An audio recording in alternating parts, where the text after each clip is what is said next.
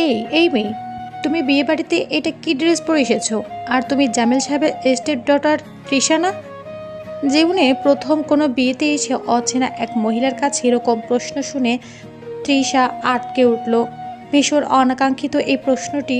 ও যতই এড়িয়ে যেতে চায় ততই প্রশ্নটি ওর সামনে হানা দেয়। মহিলার আপাদমস্তক অর্নামেন্ট দিয়ে আবৃত, দেখে মনে হচ্ছিল সে অর্নামেন্টের দোকানের সাথে করে নিয়ে এসেছে। তৃষার মনে হচ্ছিল মহিলাটা তার শরীরের সাথে করে লাগিয়ে গহনা ফেরি করে বেড়াচ্ছে। তৃষাকে জবাব দেবে ভেবে পাচ্ছিল না দেখে মহিলার পাশে ওরই বয়সের একটু মোটু ছেলে বলে উঠল, তোমরা তো অনেক আধুনিক ফ্যামিলি ভেবেছিলাম, এখন তো তোমাকে দেখি একটা খ্যাত। বলেই সে মোটু খ্যাক খ্যাক করে হেসে দিল। না, আপনি যাকে ভাবছেন আমি সে না, বলে তৃষা নিজের সুদীর্ঘ কোকড়ানো কেশগুচ্ছ উড়িয়ে দৌড়ে পালালো। তৃষার বয়স 18, কিন্তু 18 বছরের কৈশোরী শরীরের ভেতরে সে একটি 8 বছরের শিশু সুলভ মন মাটি চাপা দিয়ে রাখে।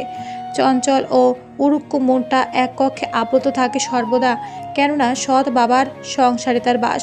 সৎ বাবা জামিল শেখ এলাকার বেশ প্রভাবশালী ব্যক্তি। স্বনামধন্য ব্যবসায়ী জামিল শেখ তৃষাকে কোনো দিনই কোথাও যাওয়ার অনুমতি দেন না। পরাধীনতার শিকড় আটকে থাকা তৃষা আজ বহু কষ্টে বান্ধবীর বড় বোনের বিয়েতে আসার সুযোগ পেয়েছে। বিয়েবাড়ির নিয়ন বাতি, সাজসজ্জা, নানা পদের ব্যঞ্জন, পাত্রপাত্রের জৌলুস, ফটো সেশন ও ডিজে লাইটের আলো, মেহমানদের চাকচিক্যময় বেশভূষা আর অলংকারের নিক্কণ শব্দের মধ্যে নিজেকে সে সিন্ড্রেলার মতোই কালিযুক্ত ও নগণ্য মনে করল। কিন্তু সিন্ড্রেলার মতো কোনো জাদুকার মা তার নেই যে তাকে তার জাদুদণ্ডের ছোঁয়ায় সাধারণ থেকে প্রিন্সেস বানিয়ে দিবে। ঝাপসা চোখে তৃষা নিজের পোশাকের দিকে তাকালো। একটা পুরাতন হয়ে যাওয়া লেহেঙ্গা ও একটা পুরাতন চুমকি খচিত শিফনের ওড়না শরীরের এক পার্শ্ব দিয়ে মোড়ানো। বিয়েবাড়ির সবার চেয়ে মলিন পোশাক হলেও এটাই ওর সর্বোচ্চ ভালো পোশাক। সেই বিয়ে বাড়িতে স্টেজ থেকে অনতি দূরে দাঁড়িয়ে একজনের সাথে গল্প করছিল আহনাফ সিদ্দিক। পেশায় তৃষারই কলেজে লেকচারার, বয়স 27, গায়ের রং উজ্জ্বল ফর্সা, উচ্চতা 5 ফিট 11, বলিষ্ঠ সুঠাম পেশিবহুল পেটানো দেহ। তৃষার চোখে পানি থাকায় দৌড়ে আসার সময় সে কলেজের ন্যাশনাল ক্লাস ওরফে আহনাফ সিদ্দিককে ধাক্কা লাগিয়ে দিল। আহনাফের হাতে ছিল বোরহানি গ্লাস, আর ধাক্কা খেয়ে সেই গ্লাসের তরল প্রথমে আহনাফের কারুকাচিত সাদা পাঞ্জাবিতে এবং পরে ফ্লোরে লুটিয়ে পড়ল। আহনাফ রেগে আগুন হয়ে গেল, কিন্তু মানবতার খাতিরে কিছু প্রকাশ করল না। তার রাগের কারণ শুধু গ্লাস ফেলে দেওয়াই নয়, বরং তৃষা ওই মহিলাকে যা বলেছে সেটাও। প্রচণ্ড ন্যায়বাদী আহনাফ সিদ্দিকের মিথ্যে কথা শুনলে গা জ্বলে যায়। আহনাফ ইশারায় তৃষাকে কাছে ডাকলো। ধীরু পায়ে সে আহনাফের কাছে এলো। আহনাফ সরাসরি জিজ্ঞেস করলো, আমি যতদূর জানি তোমার বাবার নাম জামিল শেখ, শহরের গণ্যমান্য ব্যবসায়ীদের একজন, আর তুমি ওই ভদ্রমহিলাকে তা অস্বীকার করলে কেন? নিজের কলেজের স্যারের মুখে এরকম প্রশ্ন শুনে সে আরও ভড়কে গেল। জবাবে কি বলবে ভেবে না পেয়ে তৃষা কেঁদে দিল। ওর মনে ভয় হতে লাগলো, এখন স্যার যদি বাবাকে বলে দেয় যে সে নিজের বাবাকে মানুষের সামনে অস্বীকার করেছে বা স্যারকে ধাক্কা মেরে তার কাপড় নষ্ট করে দিয়েছে, তাহলে তো বাবা তাকে মেরেই ফেলবে, সাথে মাকেও মারবে খুব। এখন কি করবে সে? সরি স্যার, প্লিজ মাফ করুন, বলতে চোখে পানি চলে এলো তার। আর কিছুই বলতে পারল না, তাই আহনাফ স্বেচ্ছাকে বলল, ঠিক আছে যাও যাও। আহনাফ ভেবে কুল পেল না, মেয়েটা পাগল নাকি? আমি এমন কঠিন কি জিজ্ঞেস করেছি যে প্রশ্ন শুনে এভাবে কাঁদে? তাছাড়া পাঞ্জাবি নষ্ট করেছে, সেজন্য তো কিছু বলিনি। আহনাফ ভাবতে লাগলো, এই মেয়েটাই কলেজের একমাত্র মেয়ে যে কোনোদিন ওর সাথে ফ্লার্ট করার চেষ্টা করেনি, কোনোদিন ঢং করে ন্যাকা ন্যাকা কণ্ঠে গায়ের ওপর ঢলে পড়ে কোনো পড়া বুঝিয়েও চায়নি। সাদামাটা একটা কলেজ ইউনিফর্ম গায়ে জড়িয়ে একটা আদা ছেঁড়া জুতো আর ব্যাগ নিয়ে মেয়েটা কলেজে আসে। মেয়েটা তো প্রশ্ন করলো স্টেপ ডটারের কথা, তাহলে কি মেয়েটা জামিল শেখের স্টেপ ডটার, অর্থাৎ সৎ মেয়ে হতে পারে? সেজন্য মেয়েটার প্রতি এত অযত্ন। হয়তো এই সত্য স্বীকার করে নেওয়ার মতো সহজ সাহস মেয়েটার মধ্যে নেই বলেই মেয়েটা দৌড়ে পালিয়েছে। আহারে, মেয়েটার নিজের বাবা নেই, আর মেয়েটা নিশ্চয় ভীষণ লজ্জিত হয়েছে ভেবে সে একটা দীর্ঘশ্বাস ফেলল। মেয়েটার প্রতি সমবেদনা তার মন ভরে গেল। এবার মূল ঘটনা আসা যাক। আজ তৃষার বান্ধবী রাত্রির বোন রত্নার বিয়ে। রত্নার বাবা শহরের একজন ব্যবসায়ী। তিনি রাত্রির কলেজের সকল শিক্ষকদেরই রত্নার বিয়েতে দাওয়াত দিয়েছেন। বস্তুতপক্ষে রত্না ওই একই কলেজেরই একজন প্রাক্তন ছাত্রী, তাই তার সব শিক্ষকদেরই দাওয়াত করা হয়েছে। তবে আহনাব সিদ্দিক একজন নতুন শিক্ষক, সদ্যই 45তম BCS এর একজন শিক্ষা ক্যাডার হিসাবে তিনি মনোনয়ন পেয়েছেন। গণিত ছিল তার বিষয়। তুখোর মেধাবী আহনাব কলেজ বিশ্ববিদ্যালয়ে রাজনীতি করত, অধিকার আদায় রাজপথে নামত। একবার সরকার দলের নেতাকর্মীদের হাতে মার খেয়ে পা ভাঙে, মাথা ফাটিয়ে 1 মাস ঘরে বসেছিল। একমাত্র ছেলে হওয়ায় মা তাকে মাথায় হাত দিয়ে দিব্যি কাটালো যেন আর কোনোদিন রাজনীতি না করে। উপায় না পেয়ে মায়ের মাথায় হাত দিয়ে মায়ের কথা মতো দিব্যি কাটলো। সেবার বছরেই অনার্স শেষ হলো। 45তম BCS এর ফর্ম ফিল আপ করে একে একে পিডি, রিটেন ও ভাইবার একেবারে চেষ্টায় উত্তীর্ণ হলো। শিক্ষা ক্যাডার পেল। বারবার একই পথে চেষ্টা করার ধৈর্য তার ছিল না, তাই ভার্সিটি লাইফের প্রেমিকাটাও ওকে ছেড়ে দিল ম্যাজিস্ট্রেট স্বামী পেয়ে। সে একসময় সরকারের সকল অন্যায় প্রতিবাদ করত। তার সহকারী প্রশাসনে চাকরি করে সরকারের গোলামি করার ইচ্ছে হলো না। নিজের জেলা শহরে সরকারি কলেজে নবনিযুক্ত গণিত শিক্ষক এখন আহনাব। কলেজে নিয়োগ পেয়ে সবার মন সে কেড়ে নিয়েছে।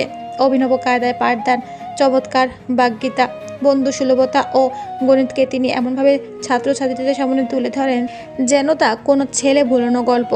অল্প কিছুদিনের মধ্যে তিনি অত্র কলেজে ছাত্রছাত্রীদের সবচেয়ে পছন্দের শিক্ষকে পরিণত হলেন, সেই সাথে একদল ছাত্রীর ক্রাশ। এর কারণ তিনি অসম্ভব রকম হ্যান্ডসাম। তার চশমা ফ্রেম থেকে শুরু করে পায়ের জুতো সবকিছুই অত্যন্ত ক্লাসি ও রুচিশীল। সেই সাথে নজর কাড়া গায়ের রং ও উচ্চতা, পেশিবহুল স্থূল দেহ। কিন্তু তার কাছে পাত্তা পাওয়া কোনো মেয়েই এখন পর্যন্ত সম্ভব হয়নি। তবে গণিত বিষয়ে যদি কেউ তার সাথে আড্ডা দিতে চায় তবে তিনি অল অ্যাভেইলেবল।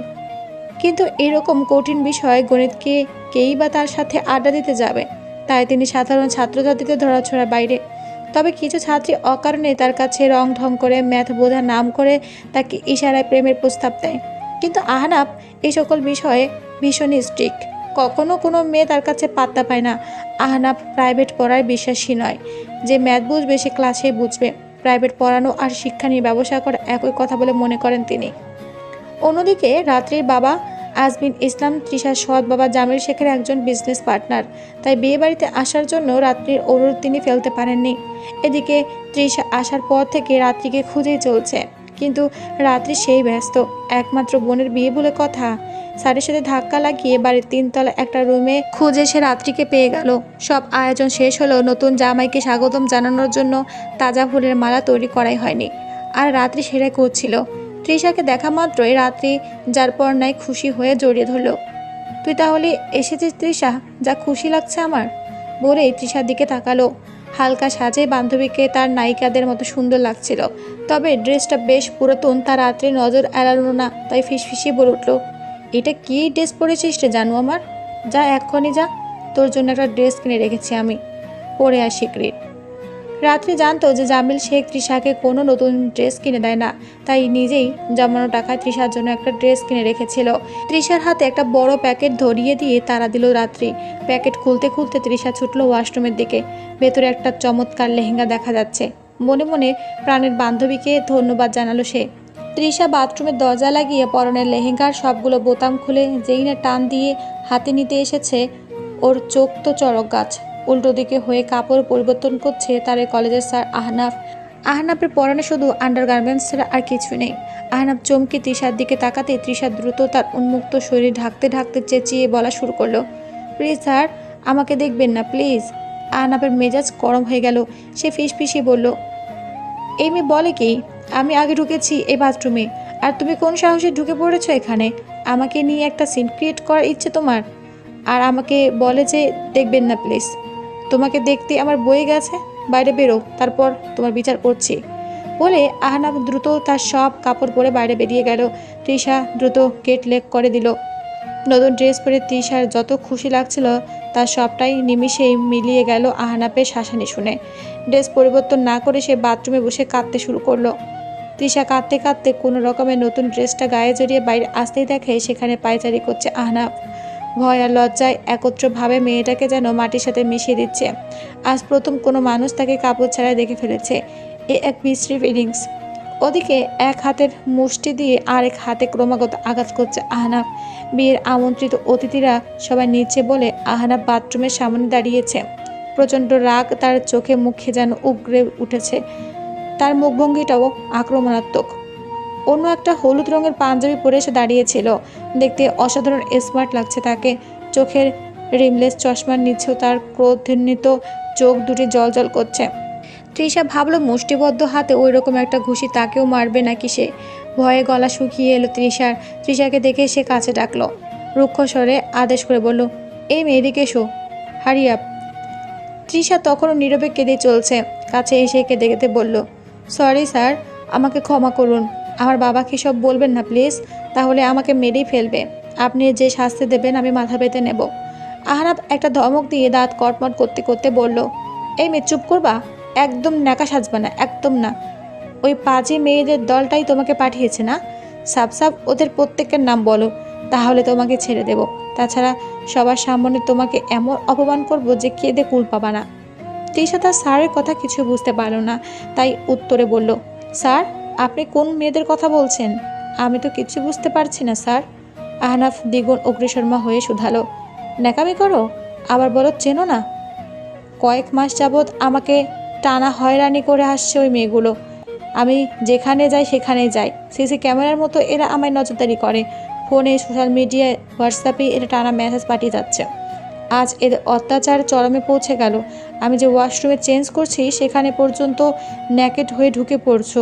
সি, বেয়াপনার চরম সীমা অতিক্রম করেছে এরা। স্যারের মুখে কথা শুনে তৃষা লজ্জায় যেন মাটির মধ্যে ঢুকে পড়ল। এখন বিপদে পড়ল বেচারি তৃষা। জীবনে কোনোদিন কারোর সাথে দুষ্টমি ঠাট্টামি করার সাহস পায়নি সে, আর স্যার কিনা তাকে এত বড় অপবাদ দিল। ব্যথাগ্রস্ত মুখে কেঁদে কেঁদে বলল, স্যার আপনি কি বলছেন এসব? বিশ্বাস করুন স্যার, আমি এসবের মধ্যে নেই। একথা বলতে পাশ দিয়ে কয়েকজন মহিলার আওয়াজ পাওয়া গেল। এদিকে কে আসছে বুঝতে পেরে আহনাব তৃষাকে বলল, যদি ভালো চাও তাহলে এখনই এই বাড়ির ছাদে আসো, নইলে শুধু বাপের কাছে বেঁচে যাবে না, বাপ মা সহ 14 গোষ্ঠীর নাম আমি ভুলিয়ে দেব। আমাকে আজকে একটা বিহিত করতেই হবে। বলেই হন করে বেরিয়ে পড়ল আহনাব। রাত্রিদের বাড়িটা 4 তলা, 3 তলা গোটা ইউনিট জুড়ে ওরা থাকে, আর বাকিগুলো ভাড়া দেওয়া।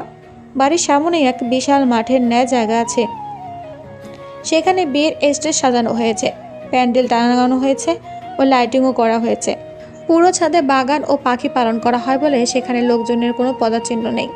তৃষা খানিক বাদে চোখ মুছতে মুছতে ছাদে এসে হাজির হলো। হাত পা শরীর সবাই কাঁপছে তার। মনের মধ্যে এক পৃথিবী ভয় ও আতঙ্ক। বিশাল বড় ছাদে আহনাব একা দাঁড়িয়ে। লোকজনের প্রবেশ নিষেধ, তাই কেউ সচরাচর আসে না। মেঘাচ্ছন্ন আকাশে আবছা চাঁদের আলোর এক পাশে বড় বাগান ও আরেক পাশে অনেকগুলো কবুতরের খোপ দেখা যাচ্ছে। ছাদের মৃদু মন্দ বাতাসে আহনাবের চুলগুলো উঠছে। তৃষারও বিশাল লম্বা চুলো, পরনের লেহেঙ্গাটা উঠছে। এমন আবছা চাঁদের আলোয় একটা লাল রঙা লেহেঙ্গায় ওকে লাল পরীদের মতোই মোহনীয় লাগছিল। স্যার আমি এসেছি বলতে আহনাব সেদিকে তাকালো। জীবনে বহু মেয়ে দেখলেও তৃষাকে এই ছাদে দেখে প্রথমবারের মতো আহনাব চোখ ফেরাতে পারছিল না। রাগ যেন সব মিলিয়ে যাচ্ছিল। আহনাব ভাবল, আহা, দুধে আলতা গায়ের রং মেয়েটার, আবছা আলোতেই মেয়েটাকে স্পষ্ট দেখা যাচ্ছে। মনে মনে বলল, মেয়ে তুমি যত সুন্দরী হও না কেন, আজ তোমাদের একটা বিহিত আমি করবই। আবার সুদীর্ঘ চুলগুলো কোমর ছাড়িয়ে আরও নিচে নেমে গেছে দেখে ভাবলো, মেয়েদের দলটাকে বেশ চালাক দেখেছি।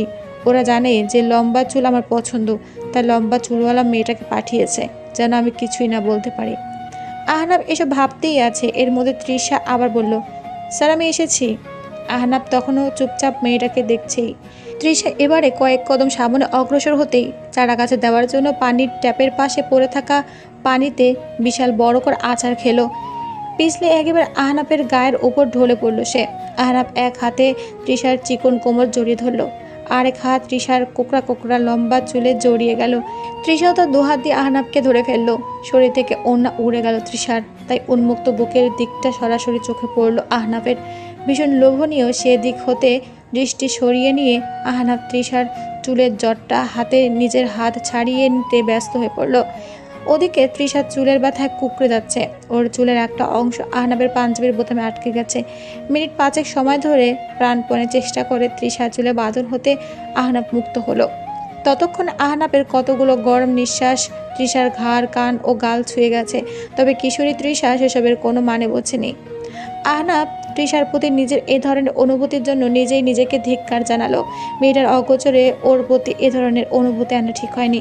আহনাব হালকা একটা গলা খাকারি দিয়ে নিজেকে স্বাভাবিক করে ওকে নম্রভাবে জিজ্ঞেস করলো, তোমাদের গ্রুপে আর কে কে আছে, নাম বলো। তৃষা আবারও সেই ফোপানি শুরু করে বলল, বিশ্বাস করেন স্যার, আমার কোনো গ্রুপ নেই। গ্রুপ নেই মানে? তুমি একাই এসব করছো তাহলে? কী উদ্দেশ্য তোমার শুনি? তৃষা বলল, বিশ্বাস করুন স্যার, আমার কোনো উদ্দেশ্য নেই স্যার, আর আমি কিছুই করিনি স্যার। তৃষার কথা শুনে আহানাপের এখন আর রাগ হচ্ছে না, বরং ওর কথা শুনতে ভালো লাগছে। সে ভাবলো, মেয়েটার মুখটা কতটা মায়াবী। এ মিথ্যা কথা বলার মতো মেয়ে না, তা বোঝা যাচ্ছে। তাছাড়া ভীষণ ভয়ও পেয়েছে সে। মেয়েটাকে ভয় পেলে তো দারুণ দেখায়, কাঁদলেও তাই, আর কণ্ঠস্বরও কি মিষ্টি। তাই কথা বাড়ানোর উদ্দেশ্যে সে বলে চলল, তাহলে প্রতিদিন আমার নাম্বারে রাত বেরোতে আননোন নাম্বার থেকে যে কল আসতো? স্যার, আমার কোনো ফোনই নেই, আমি কীভাবে কল দেব? আর মেসেঞ্জারে বিভিন্ন আইডি থেকে যে মেসেজ আসতো, সেগুলোর সাথে আমার কোনো সম্পর্ক নেই স্যার। আহনাবকে চিন্তিত দেখালো। সে শুধু বলল, ও। তারপর খানিকক্ষণ চুপ থেকে বলল, তাহলে যে ওয়াশরুমে আমি ঢুকেছিলাম, সেখানে তুমি ঢুকে কাপড় চেঞ্জ করছিলে কেন? তৃষা আমতা আমতা করে বলল, স্যার, আপনিই তো দরজা না লাগিয়ে বাথরুমে ঢুকে পড়েছিলেন। এই কথা শুনে আহনাবে ভীষণ লজ্জিত হলো। তাই তো, সেই তো ভুলে বাথরুমের দরজা না লাগিয়ে ভিতরে ঢুকে কাপড় পরিবর্তন করছিল। বেচারি মেয়েটার তো কোনো দোষই নেই। এমন সময় ছাদে কারো পায়ের শব্দ পাওয়া গেল। তাই আহনাব তৃষা এক হাত খপ করে ধরে ওকে নিয়ে কবুতরের খোপার একপাশে লুকিয়ে গেল। ঘটনাক্রমে এবারও জায়গা স্বল্পতার কারণে তৃষা একেবারে আহনাবের ঠিক বুকে এসে পড়ল। তৃষাকে এত কাছে পেয়ে আহনাবের বুকের ভেতর এক অজানা অনুভূতি নাড়া দিল। বুকের ভেতর এতদিন যে আবেগে সে মাটি চাপা দিয়েছিল, আজ তা তৃষার স্পর্শ পেয়ে জাগরিত হলো। বিয়ের বাড়ির একদল ছেলে মেয়ে হই হুল্লোড় করতে করতে ছাদে এসে 5 মিনিট পরে আবার সবাই চলে গেল। সবার হাতেই ছিল পটকা ও আতশবাজি। দুই একটা পটকা ফাটিয়ে আর একটা বড় আতশবাজি উড়িয়ে সবাই চলে গেল। হয়তো ছাদে বসার মতো উপযুক্ত কোনো জায়গা না পেয়ে চলে গেল। ওরা ছাদ জুড়ে শুধু টব আর ছোট মাঝারি গাছ আর গাছ।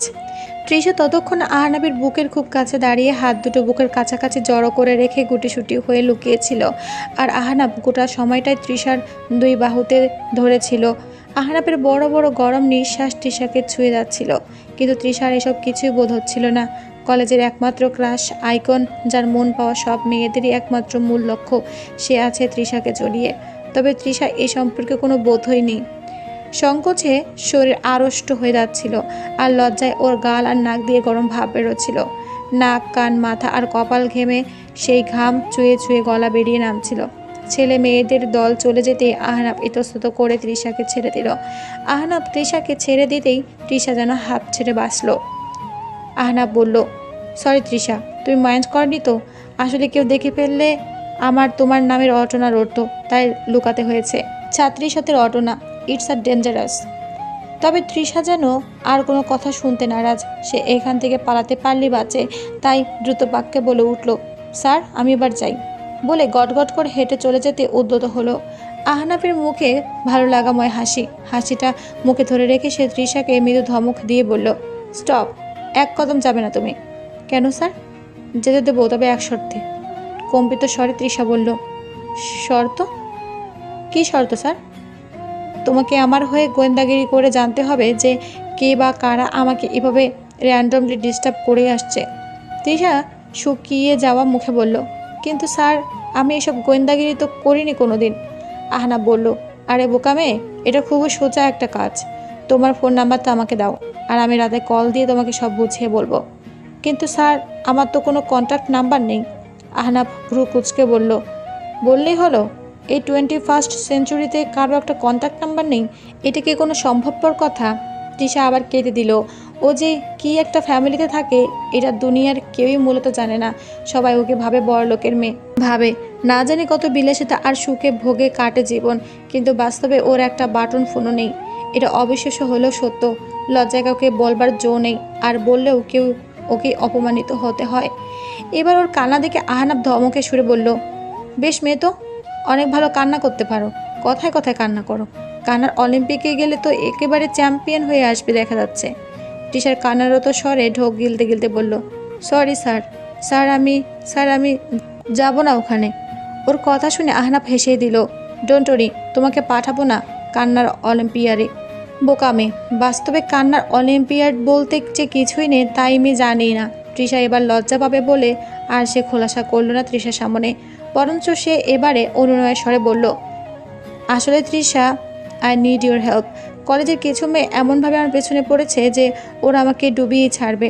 আমি স্ক্যান্ডাল চাই না, তাই নিজেকে এসব ইস্ত্রি পাকা মেয়ের হাত থেকে রক্ষা করতে তোমার হেল্প চাই। So please. আচ্ছা স্যার, আমি একাই সব পারবো না। যদি আমি বিষয়টা আমার বান্ধবী রাত্রি, স্নিগ্ধা আর তিশার কাছে শেয়ার করি? আহনাব বলল, না প্লিজ, আর কাউকে বলা ঠিক হবে না। তুমি একাই এটা করবে প্লিজ। কিন্তু আমি কিভাবে পারবো স্যার? হ্যাঁ তুমি পারবে। আমি আগামীকাল কলেজ ছুটির পর সব বলছি, কেমন? ছুটির পর অফিসে এসো। আচ্ছা স্যার, বলে তৃষা এক দৌড়ে নিচে চলে গেল। এতক্ষণে সে যেন হাঁপ ছেড়ে বাঁচল। অন্য মেয়েদের বহু পছন্দের হিরো হলেও তৃষার কাছে সে মোটো তেমন কিছু না। আসলে কাউকে তৃষার চোখে সেরকম লাগেনি কোনোদিন। ক্ষুধার রাজ্যে পৃথিবী গদ্যময়, পূর্ণিমার চাঁদ যেন ঝলসানো রুটি। কথাটা তৃষার ক্ষেত্রে একেবারে খাপে খাপে মিলে গেছে। আসলে তৃষার পৃথিবীটা নীরস আর গদ্যময় হয়ে গিয়েছে। বিয়ে বাড়িতে এতক্ষণে তৃষার অন্য সকল বান্ধবী এসে হাজির। রাত্রি মূলত ক্লাসে সবাইকে দাওয়াত করেছিল, কিন্তু বিয়ের অনুষ্ঠান রাতে হওয়ায় কিছু মেয়ে আসতে পারেনি। তৃষার বাবা জামিল শেখকে রাত্রির বাবা বিশেষভাবে দাওয়াত না করলে তৃষা অবশ্য আসতে পারতো না। জামিল ব্যবসার কাছে ইটালিতে থাকায় সে উপস্থিত থাকতে পারেনি। তৃষাকে পাঠানোর জন্য অনুরোধ করা শুধু তৃষাকে আসার অনুমতি দিয়েছে। তৃষার বান্ধবী স্নিগ্ধা ও তৃণা তৃষাকে দেখা মাত্র উল্লাস করে উঠল, কারণ ওরা ভেবেছিল তৃষা আসতে পারবে না, আর তৃষা না আসলে ওদের এই বিয়ের আনন্দ উৎসব সব অসম্পূর্ণ মনে হতো। স্নিগ্ধা তৃষার গায়ে নতুন লেহেঙ্গা দেখে বলল, বান্ধবী রে, তুই এত সুন্দর। তা এই লেহেঙ্গা না পরলে বুঝতেই পারতাম না, দারুণ মানিয়েছে। জবাবে তৃষা শুধু মুচকি হেসে বলল, রাত্রি দিয়েছে। তৃণা বলল, নজর না লাগে, এই লেহেঙ্গা পরে আমার সাধারণ সিন্ড্রেলার বান্ধবী প্রিন্সেস সিন্ড্রেলা হয়ে গিয়েছে। আর প্রিন্সেসের কি থাকে? স্নিগ্ধা টেনে টেনে বলে উঠল, সুন্দর জুতা আর কি। বলতে তৃণা একজোড়া গ্লাস হিল তৃষার সামনে তুলে ধরে বলল, সারপ্রাইজ। খুশিতে তৃষার চোখে পানি চলে এলো। ছলো ছলো চোখে বলল, এত সুন্দর জুতো? তৃণা ফিসফিসিয়ে বলল, বহুদিন ছেঁড়া জুতো পরেছিস, এবার একটা ভালো পর যা, আর পায়ের জুতাটা ডাস্টবিনে ফেলে আয়। কৃতজ্ঞতায় মাথা নত হলো এবার তৃষার। এই বান্ধবীরা ওর জন্য বহুত করে, এরকম বান্ধবী কেউ অনেক পূর্ণ করলেই পায়। আগেও ওরা জামা জুতো গিফট করেছে অনেক, আর এবার বিয়ে উপলক্ষে। তাছাড়া ছোটোখাটো এটা ওটা প্রায় সময়ই গিফট করে। আসলে এই বান্ধবীরা সাহায্য সহযোগিতা না করলে তৃষার আর পড়ালেখাই হতো না। তৃষার যেরকম পারিবারিক অবস্থা, তাতে এই বান্ধবীদের মানসিক সাপোর্ট না পেলে তৃষার পড়াশোনা চালানো সম্ভব হতো না। রাত্রির মতো স্নিগ্ধা ও তৃণা ধনী পরিবারে না হলেও তিনজনে ওকে সমানভাবে সাহায্য করে এসেছে। তিনতলায় একটা নির্জন কক্ষে গিয়ে ওরা তৃষাকে হিল পরার ট্রায়াল দিল। স্নিগ্ধা হেসে বলল, দেখিস বান্ধবী, হিল পরে আবার কারোর ওপর হুমড়ি খেয়ে পড়িস না। তৃণা বলল, হুম। স্নিগ্ধা তো আহনাব স্যারের ওপর পড়তে চাইল বেচারি। আহনাব স্যার যেন ম্যাথ ছাড়া কিছু বোঝে না, উল্টো বলে দিল আমাকে পেতে চাইলে কসের বিপরীত যে সেক সেটা পেতে হবে। স্নিগ্ধা বলল, আহনাব স্যারকে পেতে গিয়ে আমি যদি সেকও পাই তাও খুশি, তবে তাকে নিয়ে গোটা ত্রিকোণমিতির চ্যাপ্টার কমপ্লিট করব। বলতেই সবাই হো হো করে হেসে দিল। রাত্রে খাওয়া দাওয়া সেরে আমন্ত্রিত অতিথিরা একে একে চলে যাচ্ছিল। ওদিকে জীবন এই প্রথম বিয়ে দেখল তৃষা, তাই সে রত্নাকে বিদায় দেওয়া পর্যন্ত গোটা অনুষ্ঠান মনোযোগ দিয়ে পর্যবেক্ষণ করছিল। কাঁদতে কাঁদতে যখন রত্নার বিদায় হচ্ছিল, তখন তৃষাও সে কান্না দেখে ফুপিয়ে কান্না করতে শুরু করলো। কোনে বিদায়ের পর আর মাত্র হাতে গোনা কয়েকজনই যেতে বাকি, তার মধ্যে তৃষাও একজন। তৃণা ও স্নিগ্ধার বাড়ি একদিকে, তাই তারা দুজন একসাথে চলে গিয়েছে। রাত্রে তৃষাকে বেশ করে থেকে যেতে বলল, তবে এতক্ষণ তৃষার এটা খেয়াল ছিল না যে দাদি বলে দিয়েছিল যেন সে তাড়াতাড়ি বাড়ি চলে আসে। তৃষা ঘড়ির দিকে তাকিয়ে দেখে রাত 12টা বেজে গেছে। সর্বনাশ, এখন কি হবে? দাদি তো আজ আর আস্ত রাখবে না। ভয়ে তৃষার হাত পা ঠক ঠক করে কাঁপতে লাগলো। ওদিকে রাত্রি তৃষাকে অভয় দিয়ে বলল, আজ আর যেতে হবে না। তোর বাবাকে আমি বলেছিলাম সেদিন যে তুই এখানে একটা রাত থাকবি, তোর বাবা রাজি হয়েছে। সো আজ আর যাওয়ার কথা মুখেও আনবি না। তৃষা কাঁপতে কাঁপতে বলল, দাদি। রাত্রি আবার বলল, তোতলাস না তো, আমি বললাম কেউ কিছু বলবে না তোকে। তুই একটা রাত এখানে নিশ্চিন্তে থেকে যা। তাছাড়া এত রাতে তুই কোনো গাড়িও পাবি না। রাত্রি আর বেশি কথা বলতে পারলো না, কারণ ওদিকে সবাই ওকে ডাকছিল।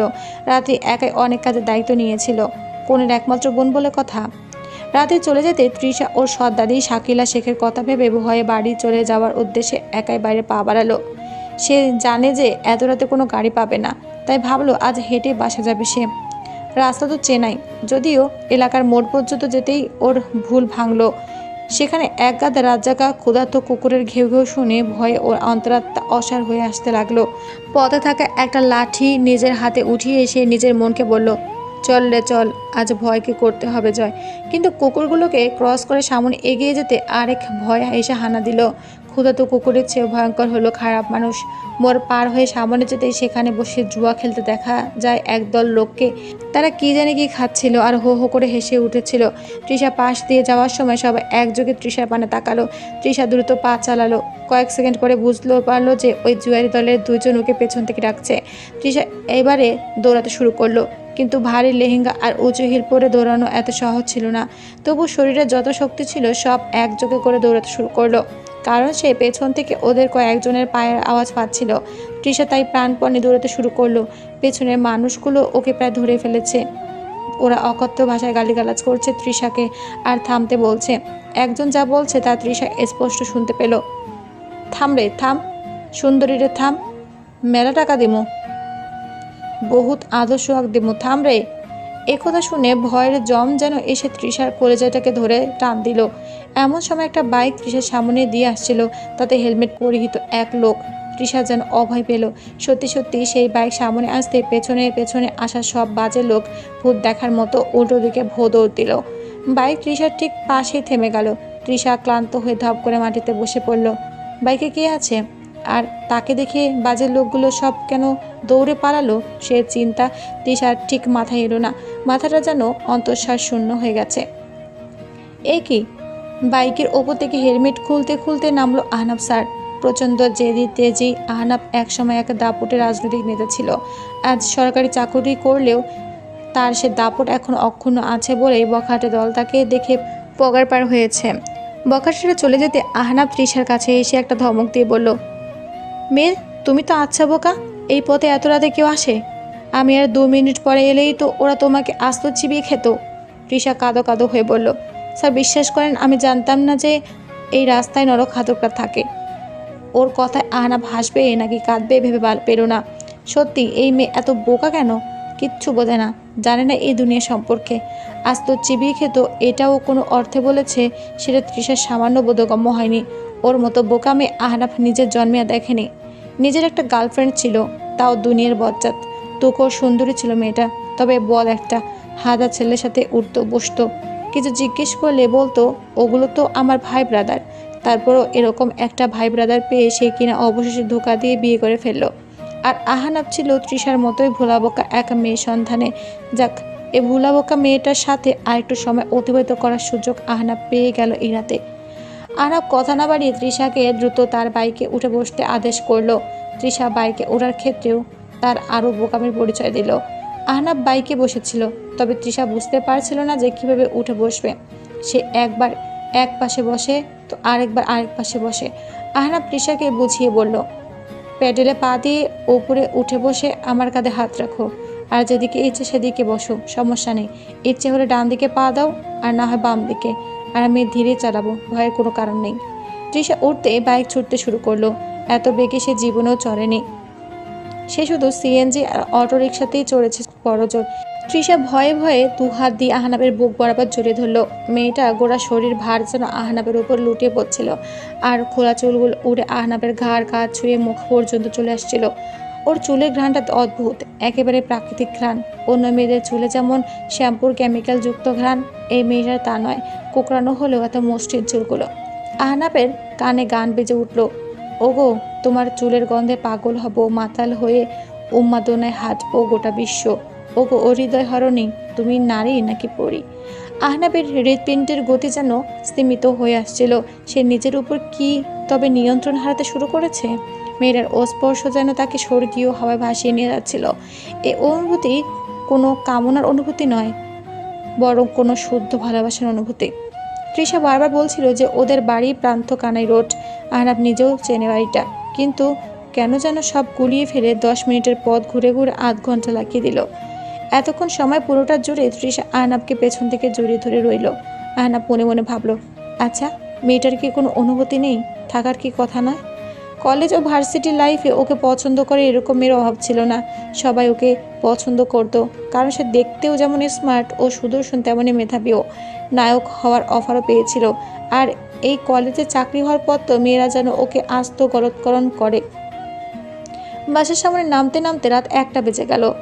তৃষা বাইক থেকে নেমে ভয় আহনাবকে বিদায় না জানিয়ে বাড়ির গেটের দিকে দৌড় দিল। আহনাব ও চুপিসারে তৃষার পেছনে পেছনে গেল। বাড়ির সবাই তখন ঘুমাচ্ছিল। দারোয়ানও কী কারণে যেন ছুটিতে গিয়েছে, তাই উপায় না পেয়ে তৃষা ভেতরে বাড়ির কলিং বেলে চাপ দিল। 5-6 বার চাপ দেওয়ার পর তৃষার সৎ দাদি অর্থাৎ জামিল শেখের মা ববিতা শেখ ভেতর থেকে বেরিয়ে এলো। আহনাব গেটের বাইরে দাঁড়িয়েছিল। দূরে দূরে বুকে তৃষা ভেতরে প্রবেশ করলো। এত রাতে বাড়ি এসে কলিং বেল টিপে বাড়ি শুদ্ধ মানুষকে জাগিয়ে তোলার জন্য ববিতা অগ্নিশর্মা হয়ে গেল। সে তৃষাকে প্রথমে জিজ্ঞেস করলো, ওমা, এত রাতে ফুল বানো নতুন ড্রেস পরে এসেছে যে? বোকা তৃষা ভাবলো যে ওর দাদি হয়তো খুশি হয়ে এসব বলছে, তাই হাসি মুখে বলল, দাদি, আমার বান্ধবী রাত্রি আমাকে ড্রেসটা গিফট করেছে, সুন্দর না? ববিতা রেগে গিয়ে একটা থাপ্পড় দিয়ে বলল, তোর বান্ধবী না বান্ধব তা বুঝেছে দাঁড়া। এত রাতে এই বাড়িতে তুমি ঢুকতে পারবে না, আর আমার অনুমতি ছাড়া যদি তোর মা ঢোকায় তবে তোর মাকেও আজ এই বাড়ি ছাড়া করব। তৃষার মা কনকচাপা দোতলা বারান্দা থেকে পুরো ঘটনা নির্বাককে দেখছিল। এতক্ষণ সে নিজের 2 বাচ্চা নিয়ে ঘুমাচ্ছিল। জামিলের সাথে বিয়ের পর কনকচাপার 2টা ছেলে জন্ম হয়, আর আগে সংসারে তৃষা তো আছেই। ববিতা এবারে গজগজ করে বলতে লাগলো, আমার ছেলে টাকা পয়সা খরচ করে একটা খারাপ মেয়ে বলতাছে, হুদাই যত ভালোই করো না কেন। আরও অনেক নোংরা নোংরা কথা ববিতা বলতে লাগলো। দাদির কথা শুনে আর চড় খেয়ে তৃষা বাড়ির নিচে গেটের সামনে দাঁড়িয়ে কাঁদতে শুরু করলো। কিন্তু কনকচাপার যেন এসব কথার প্রতি কোনো বোধ নেই। অপরদিকে আহনাব তখনও মূল গেট থেকে সরেনি। সে তখন ঠায় দাঁড়িয়ে থেকে গোটা ঘটনায় পর্যবেক্ষণ করছিল। তৃষার দাদির ওপর যতটা না রাগ হলো, তার চেয়ে বেশি রাগ হলো তার তৃষা আর তার মায়ের ওপর। এভাবে কেউ নির্বাকে অত্যাচার সহ্য করে? আহনাবের ইচ্ছে হলো ভেতরে গিয়ে ওর দাদিকে ইচ্ছা মতো শাসাতে, সাথে ওর মাকেও, কিন্তু বহু কষ্টে নিজেকে দমন করে রাখলো সে। এমন সময় অন্য একজন লোকের আগমন ঘটলো। সে তৃষার ফুফা। এই বাড়িটা মূলত ববিতা শেখের। বাড়িতে জামিল শেখ ছাড়াও 2 বোন তাদের জামাইসহ থাকে। সৎ ফুফুদয় তৃষাকে একদম দেখতে না পেলেও তাদের ঘর জামাইদয়ের নিকট তৃষা ভীষণই প্রিয়। তারা তৃষাকে নিজেদের দলেরই একজন ভেবে রাখে, কারণ এ বাড়িতে তৃষা যেমন পরগাছা হয়ে থাকে, তার ফুফাদয়ও পরগাছা হয়ে থাকে। তো এবার যে ফুফা তৃষাকে বাঁচাতে আসলো তার নাম পাভেল। পাভেল তৃষার হয়ে ববিতাকে বলল, আম্মা, আপনি শুধু শুধু এত রাতে গন্ডগোল করে নিজের ব্লাড প্রেশার বাড়াচ্ছেন। ভাইজান নিজে তৃষাকে বাড়িতে যেতে এবং 1 রাত থেকে আসার অনুমতি দিয়েছিলেন। ও বরঞ্চ না থেকেই রাতে চলে এসেছে। এতে শুধু শুধু উত্তেজিত হবেন না প্লিজ। এসব বলতে ববিতা ম্লান মুখে ভুরুদালো, তাই নাকি? খোকা যদি অনুমতি দিয়ে থাকে তাহলে তো আর কথাই নেই। তৃষা তাহলে ঘরে গিয়ে শুয়ে পড়ো গিয়ে। বলেই ববিতা গেট খুলে দিয়ে গটগট করে হেঁটে ভেতরে চলে গেল। ওদিকে আহনাবও নিশ্চিন্ত হয়ে বাড়ি চলে গেল।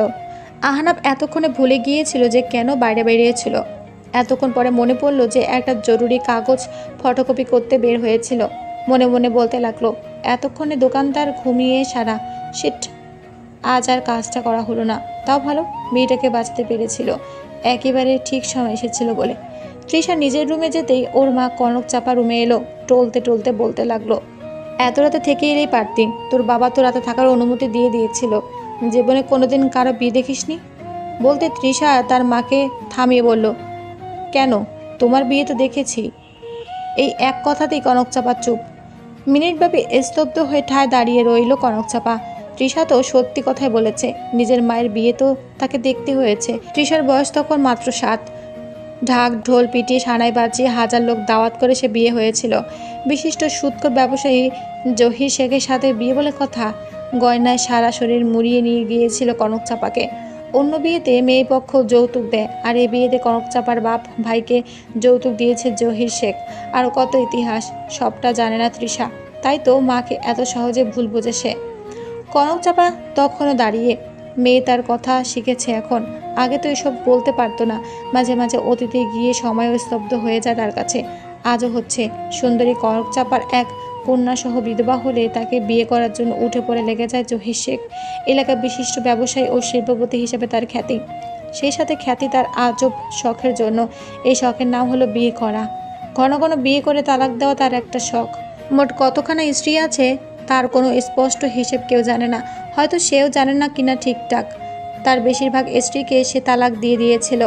শুধু প্রথম স্ত্রী সড়ক দুর্ঘটনায় মারা যায় আর কনক চাপা তার সকল অন্যায় অত্যাচার মুখ বুজে সহ্য করেও দাঁত মুখ আঁকড়িয়ে বাড়িতে পড়ে রয়েছে। স্বামী শাশুড়ি ও ননদের সেবা করে আসছে, সেই সাথে প্রতিনিয়ত করা অপমান ও অত্যাচার সহ্য করে আসছে। আর করবেই না কেন? বিয়ের সময় তার গরিব বা ভাই জামিলের কাছ থেকে নগদ 50 লক্ষ টাকা সুদ চেয়ে নিয়েছিল। আর যদি সে জামিলের কাছে থেকে তালাক নিয়ে চলে যায় তবে সেই টাকা সুদে আসলে শোধ করতে হবে, আর এটা তার সাধ্যের বাইরে। আর সেজন্যই সে মুখ বুজে জামিলের বাড়িতে মেয়ে তৃষাকে নিয়ে পড়ে আছে। কনক চাপা এসব ভাবতে ভাবতে অনেক সময় গড়িয়ে গিয়েছে। ততক্ষণে তৃষা ঘুমিয়ে গিয়েছে। নিজের মনের অজান্তে বলে উঠল, বাহ, কি সুন্দর দেখতে হয়েছে মেয়েটা আমার। লাল লেহেঙ্গায় একদম পরীর মতো লাগছে।